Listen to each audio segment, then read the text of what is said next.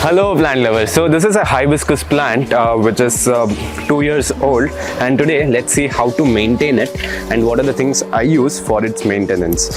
So first thing, this is a wild variety. You get more than 200 varieties of hibiscus across, and it is the easiest plant to grow and it flowers a lot. So when plants flowers a lot, it requires a lot of energy because it spends a lot of energy flowering. So what I try to do is every 15 days once I try to replenish it with sufficient nutrients.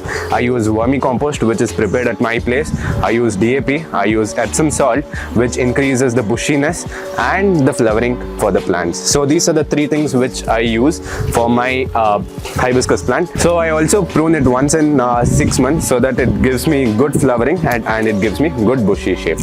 For this you can use half teaspoon of Epsom salt once in 2 weeks or once in 3 weeks. I do it once in 2 weeks and I use vermicompost. You can also try this and check it out how it works and what are the results on your hibiscus plant.